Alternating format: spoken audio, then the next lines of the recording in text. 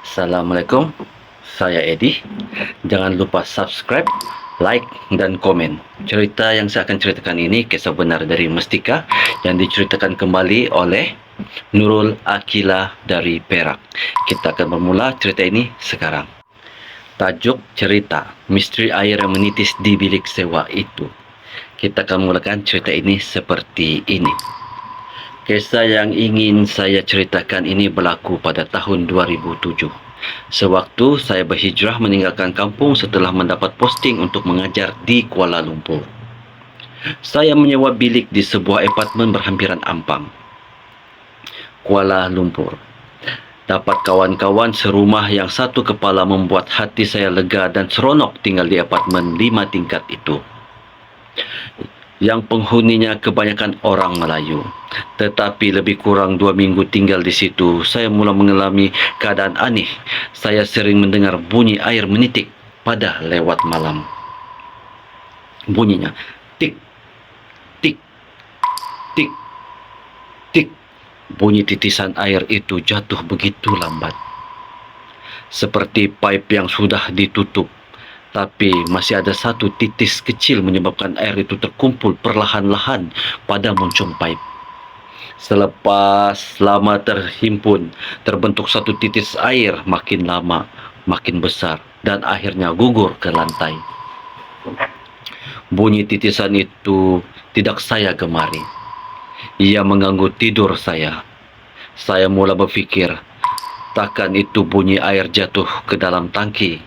Sebab rumah yang kami sewa itu di tingkat 3, bukanlah tingkat 4 yang terletak di atas sekali. Lagipun di atas bilik saya bukannya ada tangki air.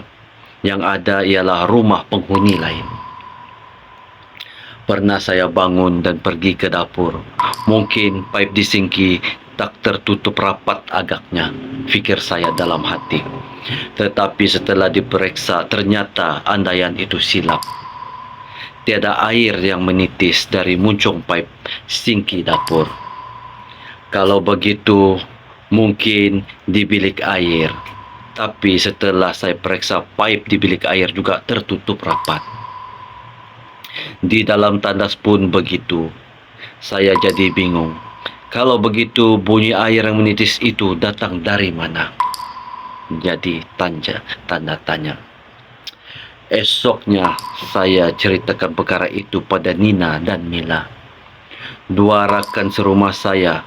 Namun mereka tidak mendengar bunyi titisan air tersebut. Mereka sarankan saya bertanya kepada penghuni tinggal di atas rumah kami. Saya naik berjumpa penghuni di atas rumah sewa kami pun demikian.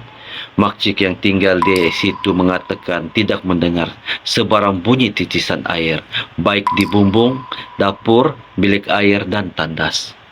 Pipe di rumah mereka tidak rosak dan tidak tiris. Bingung saya memikirkannya. Habis air dari mana yang mengganggu tidur saya? Bagi mengelakkan diri daripada mendengarnya, setiap kali terjaga, saya tekapkan earphone ke telinga. Habis cerita, pernah saya ajak Nina dan Mila tidur di bilik. Tapi bunyi air itu macam tahu pula. Ia tidak menitis walau setitik pun. Seminggu Nina dan Mila tidur di bilik saya. Seminggu itulah air itu tidak menitis. Tapi sebaik mereka tidur di bilik masing-masing, bunyi titisan itu kembali lagi. Untuk mengatasinya, saya bertukar bilik dengan Mila. Aneh, bunyi itu kedengaran lagi. Begitu juga apabila saya bertukar bilik dengan Nina. Bunyi menitis air itu bagai mengekori kemana saja saya pergi. Sedangkan dua kawan serumah saya tidak mendengar walau sekalipun sepanjang mereka tidur di bilik saya. Selepas beberapa bulan begitu, suatu pagi saya terhidu bau yang agak busuk di dalam bilik berserta aroma kapur berus. Saya dapati bau itu datang dari tumpukan air di lantai berhampiran bilik tidur. Saya beritahu Nina dan Mila, kami cuci lantai itu. Walaupun sudah bersih, tetapi bau tidak hilang. Lantai saja bersih, tapi bau kapur berus itu masih berlegar-legar di dalam bilik saya. Walaupun tidak sekuat sebelumnya. Dari mana datangnya air itu? Kami lihat mumbung bilik saya dan juga lantai kepada penghuni atas. Pada mumbung bilik bercat putih itu ada tumpukan sebesar muka piring. Warna kekuningan letak betul-betul di atas tumpukan air yang berbau tadi.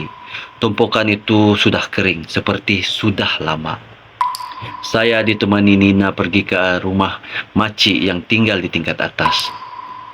Kami ingin beritahu mungkin ada pipe air di dalam lantai biliknya yang bocor. Tapi apabila kami tanyakan perkara itu kepada penghuni yang kami panggil Makcik Halimah itu, dia segera menafikan. Malah kata suami makcik itu yang kami panggil Pakcik Mihat, tidak ada saluran pipe dalam lantai bilik mereka, sebab saluran pipe itu hanya di bahagian dapur dan bilik air sahaja. Ya tak ya juga apa yang dikatakan Makcik Mihat itu. Habis tu, dari mana datangnya air kekuningan, berbau busuk serta kapur berus tadi? Setelah saya ceritakan panjang lebar apa yang berlaku, Makcik Halimah dan suaminya kelihatan saling berpandangan. Kemudian mereka macam bertelagah. Seorang berkata, mungkin sebab benda tu. Dan seorang lagi berkata, takkan sebab tu pula. Benda tu dah lama tiada. Dan saya pun berfikir dalam hati, benda apakah itu? Saya dan Nina jadi pelik. Ini menyebabkan kami mahu tahu apakah cerita sebenarnya. Setelah agak lama mereka berbincang, akhirnya Makcik Halimah membuka cerita yang mengejutkan kami. Menurutnya, mereka bukan pemilik rumah tersebut. Mereka hanya menyewa rumah sahaja. Pakcik kerja gad, makcik pula tukang cuci sahaja. Kami bukan orang senang. Kami sewa rumah ini sebab tuannya kasih harga murah. Kenapa murah? Kami tak tahulah. Sama ada benda ni ada kaitan dengan apa yang terjadi pada kamu. Tapi mengikut jiran-jiran lama tinggal di sini, sebelum kami menyewa ada seorang penghuni meninggal di dalam rumah ini, cerita Pakcik Mihat. Katanya, si mati itu lelaki berusia pertengahan 60-an dan tinggal seorang diri selepas istri dan anak perempuan tunggalnya meninggal dunia. Apabila tinggal seorang diri, tiada siapa uruskan lelaki itu. Sudahlah badannya agak gemuk, lelaki itu juga tidak sehat dan menghidap berbagai penyakit. Suatu hari, jiran-jiran terhidu bau busuk dari rumah ini. Rumah ini terkunci dari dalam, tapi lampunya menyala sepanjang masa. Sebelum itu, dah lama jiran-jiran tak nampak kelibat lelaki itu, kata Pakcik Mihat. Jiran-jiran kemudian sepakat memanggil polis untuk memecah masuk pintu dalam rumah tersebut.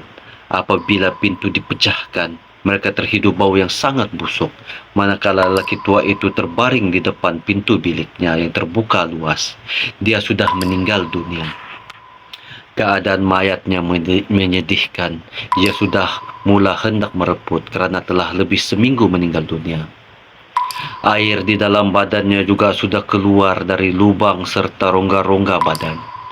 Disebabkan lelaki itu gemuk, air yang keluar juga banyak. Bila lama terkumpul di satu tempat, air itu terkeluar dari badan dan menyerap ke dalam lantai dan kemudian menitis hingga ke bumbung bilik rumah sewa di bawah. Untuk pengetahuan kamu, dulu rumah yang kamu duduk itu didiami oleh tuan punya rumah. Macam kamu juga. Tuan rumah itu terkejut bila nampak air yang berbau menitis dari bumbung biliknya. Dia ingatkan pipe rumah atas bocor. Tetapi bila dia naik, dia tengok rumah terkunci, sedangkan lampunya terpasang walaupun dah tengah hari. Dari situlah dia dan jiran-jiran panggil polis untuk pecah rumah arwah. Panjang lebar Pakcik Mihat menceritakan kepada kami. Kalau macam tu, air yang menitis ke bilik saya selama ini, Serta-merta bulu roma saya meremang. Tapi kenapa air kekuningan itu masih menitis sampai sekarang? Bukankah kejadian itu sudah lama berlaku? Itulah Pacik pun tak tahu nak jawab. Mungkin sisa-sisa air dari mayat arwah masih ada dalam. Lagi sudah lama bertakung. Tapi satu cerita yang Pacik dengar, tuan rumah yang kamu duduk itu pun ada alami benda yang sama. Walaupun sudah lama arwah meninggal, ada waktu-waktunya air itu menitis dari bumbung miliknya. Dia simin dan cat semula, air itu akan menitis juga. Kalau tak menitis pun akan muncul kesan lembab kekuningan di tempat yang sama, serta bau yang kurang menyenangkan. Sebab itulah dia pindah dan sewakan rumah itu, jawab Pakcik Mihan.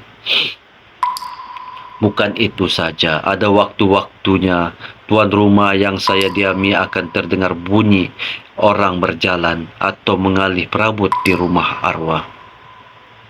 Sedangkan rumah berkanan terbiar kosong selepas arwah meninggal. Pakcik Miat dan Makcik Halimah pun sebenarnya kadang-kadang terdengar bunyi seperti ada orang di dalam rumahnya. Ada ketika mereka dengar bunyi orang mandi, orang batuk dan berjalan dalam bilik. Tapi apabila dijenguk, tidak ada sesiapa di dalam.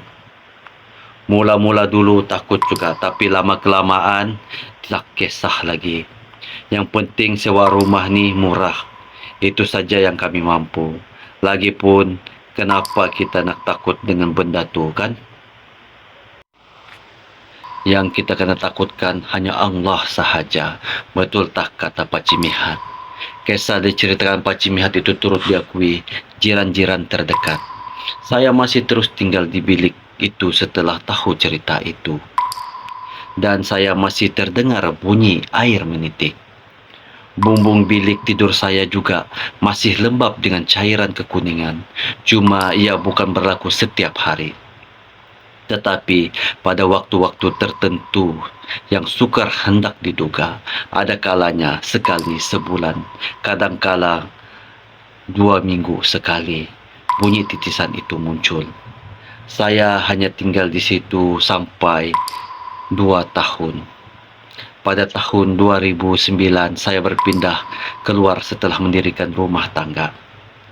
Selepas saya keluar, tiada siapa lagi yang berani tidur di dalam bilik saya. Nina dan Mila juga berpindah tidak lama kemudian. Selepas itu saya tidak tahu apakah ada orang lain yang menyewa apartemen tersebut atau terbiar kosong. Saya tertanya-tanya juga, jika ada orang lain yang menyewa di situ, apakah mereka juga mendengar bunyi titisan air tersebut? Salah dan silap, saya minta maaf. Cerita ini sampai di sini saja. Semoga Anda semua terhibur. Terima kasih.